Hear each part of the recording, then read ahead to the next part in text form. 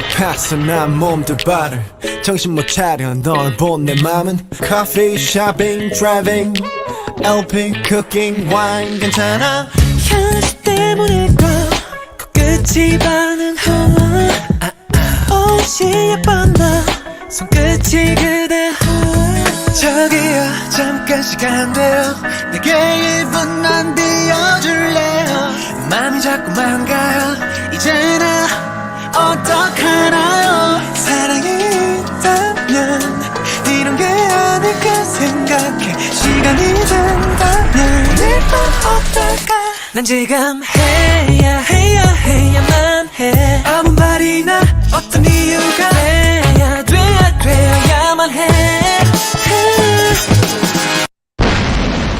어떻게 이 기분을 하면 돼 내가 느끼는 걸 그녀도 한 번쯤 느껴봤으면 해 그냥 걷는데 빛이 나는 널 모른 척 Wasn't that cool? Hello and welcome to K-Talk with Nuna's Nunchi. I am with you in Seoul, South Korea. So excited. This is exciting for me too to actually do a show in Korea. Actually, I'll be doing it for the next, I guess, month or so as best I can, doing K-Talk with you with Nuna's Nunchi in South Korea. Hello and welcome. That was 2 p.m. Yeah, that was my first time going to a K-pop concert in Korea. It is not easy getting tickets as foreigners, let me tell you. And that was exciting. And what was more exciting was actually some of the folks that I ran into.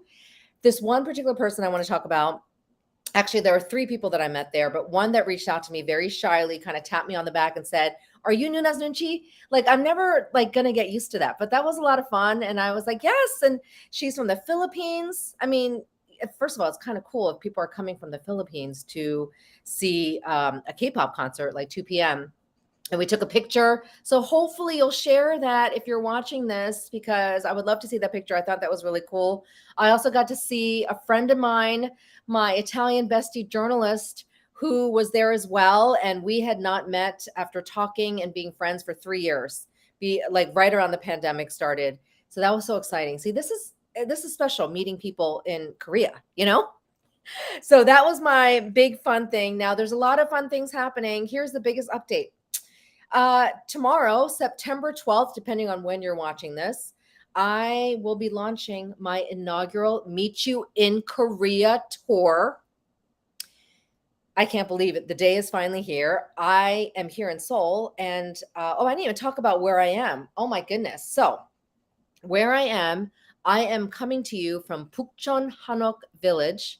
That's, that is literally near all the palaces, Changdeokgung, Gyeongbokgung, and in this beautiful Hanok that it will be basically available, stay tuned, on Airbnb come February, March. Look out for it. It's gorgeous. It's too bad I can't walk around because then I might trip and fall with, holding my laptop. But it's just Hanok is a traditional Korean house. And as you can see just from here, that's literally what it is. And it's super cute. And I just think it's great to get that experience. So I highly recommend, if you're coming here to anywhere in South Korea, to try to stay at a Hanok. It's actually a very unique experience. So I can see you guys better. Take off my sunglasses. And it's literally, obviously they modernize it within because they need to keep up with what's going on today and the trends and bathroom and plumbing and all that. But just, you get the feel. And if you see the rooftop and the way it's very open inside, think of the K-dramas that you've seen, both historical and modern, of people living in Hanoks. And you have that outdoor space within the house. So it's very communal. Anyway, so that's when I thought it was very fitting for me to do the show today and say hi to you guys. Okay, so that's my biggest update. But the tour, 8 days, 7 nights. I'm excited, more excited, but maybe a little nervous, just making sure that everything goes well because I'm hosting it, right? I want everybody on the tour to have a lot of fun. It will be jam-packed. We'll be going to multiple cities and seeing, I shouldn't say hundreds, lots of K-drama sites and talking about them and just sharing in that belongingness. And I'll expand on it today. And that, I hope, just boosts everybody's mental health. I already know folks that are here in Seoul. Some people have flew in several days ago, a week ago, today, and I can see the excitement online. So that's just making me feel good. Anyways, let's go on to K-drama deep dives. Okay.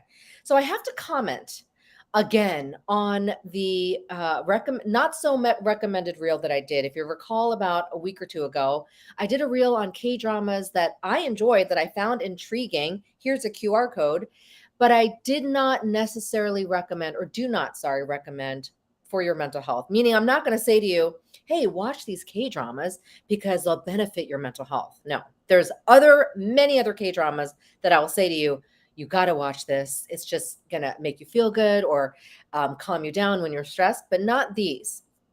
But I saw a lot of comments. It went viral. Lots of people saying, okay, but I enjoyed them. That's one breath. And then going, really? These are my favorite genres. What's wrong with me? Or it's also saying, you're right. These are really triggering. And other people saying things like, you have to have strong mental health to watch these. Let me clarify some things. It doesn't really matter about having strong mental health. Now, the reason why I don't recommend them is because they're triggering and graphic scenes. That's not something we should always watch, right? They're definitely, again, it's a drama, it's a show. When you watch movies, they're temporary. But in some sense, depending on the mood you're in, I don't recommend them. And it does not have anything to do with the strength of your mental health, but it does have to do with protective factors. Let me give you an example.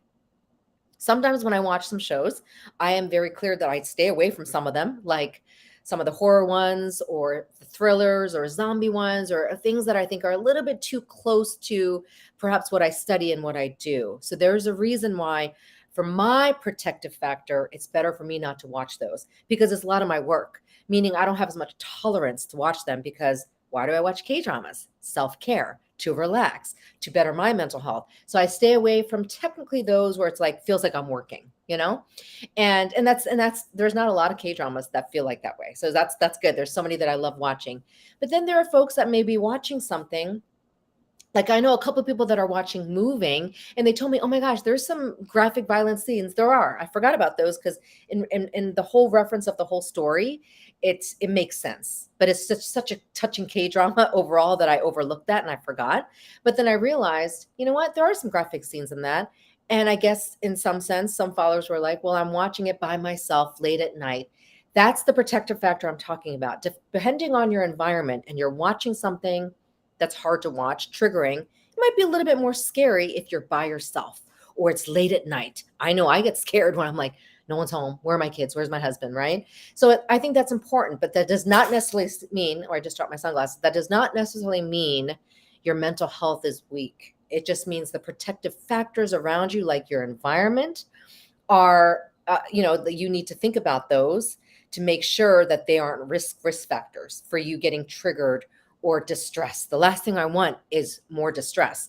And in fact, some people say, oh yeah, I watched that and I got more distress. So that's why I meant it's on my list of not necessarily recommended. And then when people saying, oh, I really like them, what's wrong with me? Or these are my favorite genres, great. This is my recommendation. The genre I prefer is technically melodramas or rom-coms, historical. That's just me. But I know lots of people who love thrillers, and that's fine. I think my kids do. It's just that, just know your limits, and just know that overall, if someone says to me, Jeannie, would you give me your top 10 recommended list? These would not be on it. That's what I mean. It does not mean I'm telling you don't watch. I watch them. And the ones, by the way, that you guys listed, there were quite a bit you guys listed, like Penthouse, that I know would be on my list, but I couldn't honestly put them on my list because I didn't watch it. So I'm not going to put something on my list if I did not watch it. So that's why. And then someone mentioned, a lot of people mentioned Somebody. I know about that K-drama, not on my list, so because I didn't watch it. So there's a lot probably that belong on the list of not recommended for mental health because I didn't watch. So that's why. All right. So that said, oh my goodness, there's water coming out where I am. Hopefully that's fine. I don't know if you guys heard that. I'm literally in a hanok outdoors, so just get used to all the sounds. That I just wanted to comment on that. And the last thing I want to comment is this. When I talk about your mental health, I don't want it to be a comparison thing like, oh, because you're weaker, you can't do this, or wow, you need to be strong to watch this. I saw a lot of those comments. I wanted to share that when I talk about what's recommended, it's not because, again, I think it has to do with the level of your mental health. We're all at a certain level, but depending on where you're at, not because you're weaker, but because of what you're going through. Because if I say, hey, you're weak right now, no, it's just might be more, you may be more in a sensitive state because of what you're experiencing. I'll give you a great example. Some folks couldn't watch Good Bad Mother or even Hometown Cha Cha Cha. Like I remember sitting there going, what? But based on what they were going through, it was a little bit much, even for what I would say are those dramas that I do highly recommend for your mental health. So it's good reminder for me to share this with you that just because I recommend other dramas, they don't necessarily work for people. I know many people who could not get through My Mister, and that's one of my favorites. So again, that's the flip side of things, right? I may say this is so good and it's so beneficial and a great K-drama. They're like, no, I couldn't get through it. It was depressing. That's fine. Or, wow, I just got really bothered by this, so I stopped watching. That's the difference. That's why I want to share. It's everybody has their own experience. I'm just giving recommendations. You can take it or leave it, right? And not take it so literally, because mental health is not linear and it's not one way. Circular, constantly flowing, changing, like that. The next reel I want to talk about is suicide. It's a tough subject, I know, but September 10th, which was just the other day, was World Suicide Prevention Day. And I did a reel and I wanted to highlight it because it's very important to talk about it. You see people's faces when it comes up, but a lot of people I'm finding more and more are touched by suicide in some way or another. Family members they've experienced, suicidal thoughts. And I mentioned in the reel that no one is immune. And if you saw the K-drama Tomorrow, which I thought was very well done, and Taxi Driver, again, not for everybody to watch, they showed different ways and paths of life that people got to the point where they felt hopeless enough that they didn't want to live. So it was not one thing. It's not necessarily people saying, oh, mental health or mental illness, and that is just one excuse, I will say. There's definitely mental health conditions that contribute to a decision like that because of what you're going through, but it's not always that one way. Here's why. Or mental illness, that's what led you. Because I've seen very different reasons. And I love those K-dramas. And the ones that I brought out in that reel specifically were to show you those examples of prevention. That's why I did that. And it wasn't easy to find those or to think about those. Many K-dramas show suicide. And a lot of you guys mentioned good ones like True Beauty. Oh, hands down, I love that one. But I wanted to pick the ones for this reel that showed as folks were literally thinking about ending their life, prevention, a preventative measure happened. Someone intervened, something happened for them that saved them. That's important to see because I want you to see that it's preventable. And so again, talking about it's important. Some people have said, Jeannie, the more you talk about suicide, doesn't make people think about it more. I go, no, that's the myth. Definitely if you know someone is thinking about it or having those thoughts, talking about it will actually help them express it out and not feel so alone and think less about it. Think about when you get in your head and you ruminate and ruminate and ruminate, things get worse if you're in a certain place, if you're by yourself. So really important to talk about it with someone else. And the thing with suicide is just having one person. And I always say that. I go, you don't have to have 50 people around you. You could have one person that that you need to talk about with when you feel like you're in the most time of need or vulnerable. It may not even be family. It may not even be your best friend, but you can think of that person, then go to that person. That's what I mean by the safest person you can think of that makes sense. So I wanted to talk about that. So hopefully that you understand my angle on that suicide reel. Now let's end on a fun note. Let's end on Destined with You. Real brief. I'm still watching it. I believe I'm almost caught up. Being in Korea just because of, jet lag and then things to do and then being fatigued and then getting ready for the tour, I start watching and then I fall right asleep, So obviously it's doing its good job of relaxing me. But I recommend this fantasy K-drama. It's fun. It's all about, if it's centered on a spell and technically a love spell. What I find fascinating is the love spell is kind of like in there as an excuse, I would say, of feelings happening. And it's funny because, when you're in a relationship, especially in the beginning stages, things are confusing. does he or doesn't he? Does she or doesn't she like me? And that's kind of what you see. The love spell's in there, but I almost feel like there's a catch. I mean, do you know what I'm saying? It is a fantasy, and maybe they're going to go back in time because I think I see these photos on social media. So there's probably more to it, and we're only not even maybe halfway now in the K drama. But I wanted to point out those relationship feelings that even it becoming like a love triangle without giving spoiler. I think all of it is very realistic. You're seeing a fantasy K drama, but all those romantic, confusing feelings of people liking who the female protagonist, which is played by Jo Poa, confused by everybody thinking they like her because of the love spell. I'm thinking that's more to it. Perhaps it's developing her confidence, her self confidence. And I'm kind of going around in circles because I don't want to I don't want to spoil things, but it's just what I'm seeing from her character, making her more confident, while Rowan's character making him less confident, not in a bad way, just perhaps confused feelings about maybe for the first time him feeling love for somebody. The person he's with currently, without telling you too much, not so sure that he had those feelings. So it's kind of for him, he's more confused than ever. She is developing this confidence. So it's kind of good to see that. So that's my angle on it, and that's important because relationships and feelings and romance can be stressful if you're starting out a relationship. It doesn't matter what age. I've seen all ages from young to old going through that dating process and trying to figure out, does she or does he like me? And it's so confusing. Who am I? And it has a lot to do with your confidence, right? And when someone likes you back, it's so wonderful. And so we'll see what happens with this. They're still in that. I believe what I'm seeing is closer to what we think will happen. But, it could get complicated. It's just halfway in. All right, guys. So now I'm going to move on to the stories, the news stories. So to talk a little bit about more, going back to the difficulty of it being World Suicide Prevention Day, I saw this news article and I thought, that's hard to see that suicide is on the rise in South Korea. Excuse me. And because there's, the sun is starting to set. But I wanted to share this again to talk about it. You see it in the K dramas because it's very much part of what's happening here. I'm in Korea. And I think the reason why I want to highlight it is because it's prevalent, but not talked about. So there's the irony, right? It's very high and the rates are getting higher, but talked less about. So I need people to know the more you talk about stigma, talk about things that are uncomfortable, the less you may see it happen because people are addressing it. And a lot of people think it has to do with solutions.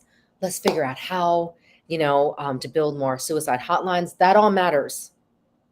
But I need you to know that it just starts even within a circle of friends and family. It's already what I talked about, but I wanted to highlight this, that it's still on the rise.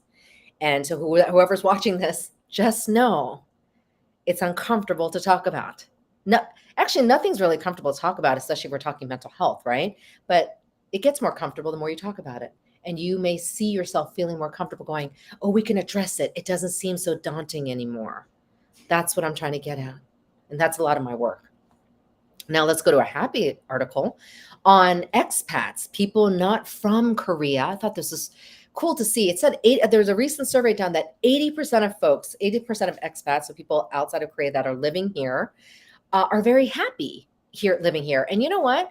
And that's according to the survey. I believe it because everyone I know that I meet living here, from non-Korean, non-Asian, who are living here, who are here for work or because of their family or whatever, or Korean Americans or Korean Canadians or Korean Chinese that are coming back to live here.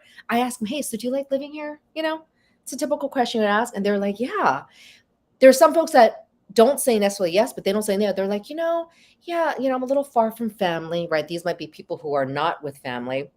But then overall, they're saying, no, it's really nice. I love living here. There's some folks actually, according to the people that I interview, maybe like 90% say they're very happy living here, that it almost makes you feel like, wow, I'm jealous, right? That's great.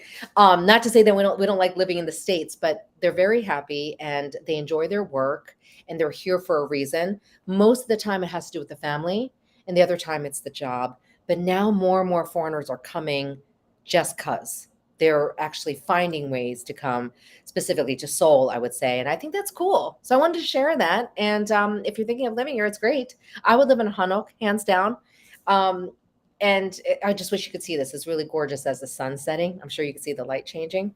But I had to share that. And I thought it was appropriate as people are flying in for my inaugural tour that starts on September 12th around the country, to know that everybody that they see hopefully are happy being here and happy to have them visit this country.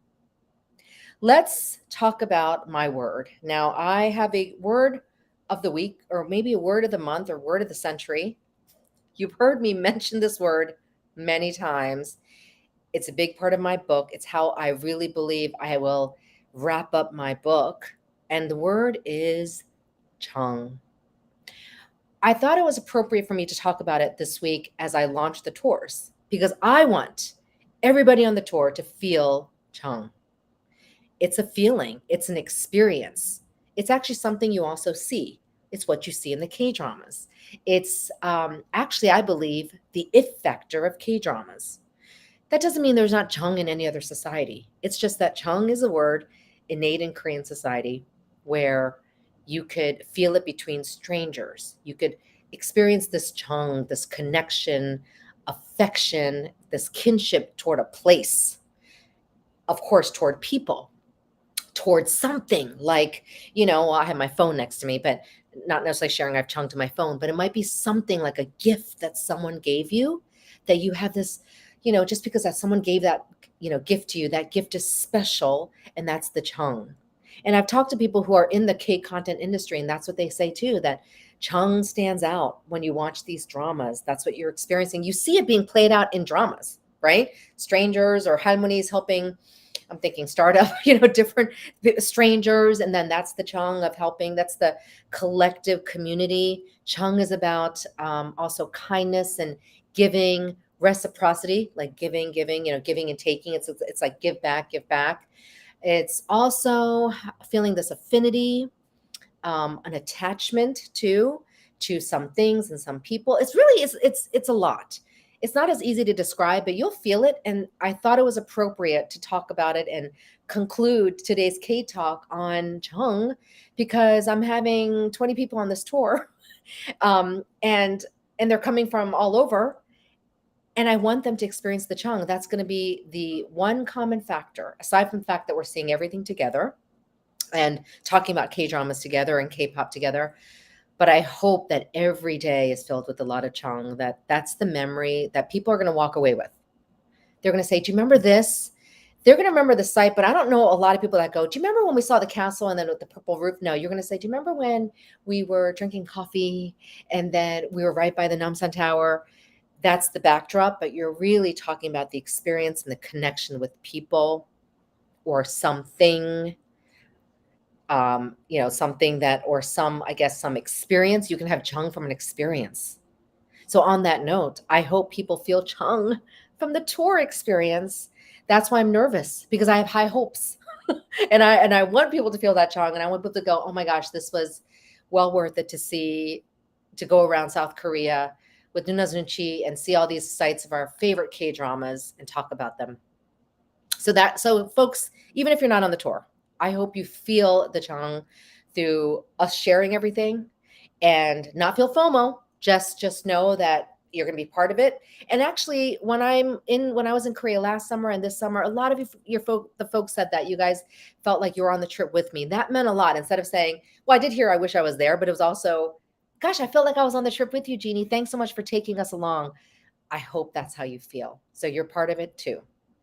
All right, guys, feel the Jeong. Remember Jeong.